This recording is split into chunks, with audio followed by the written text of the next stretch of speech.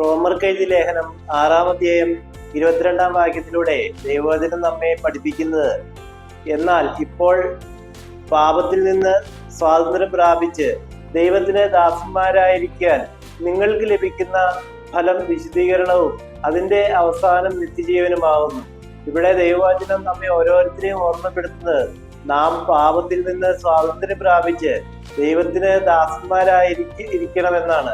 ദൈവത്തിന് ദാസന്മാരായിരിക്കുക എന്ന് വെച്ചാൽ ദൈവത്തിന്റെ ശുശ്രൂഷകരായി തീരുക എന്നാണ് അർത്ഥം.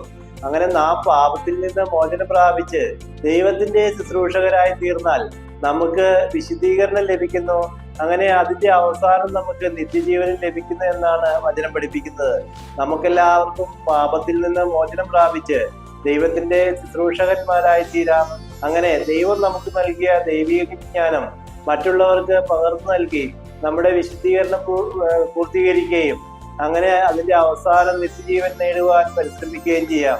അതിന് ദൈവം നിങ്ങളെല്ലാവരെയും സമൃദ്ധമായി അനുഗ്രഹിക്കട്ടെ എന്ന് പ്രത്യേകം പ്രാർത്ഥിക്കുന്നു.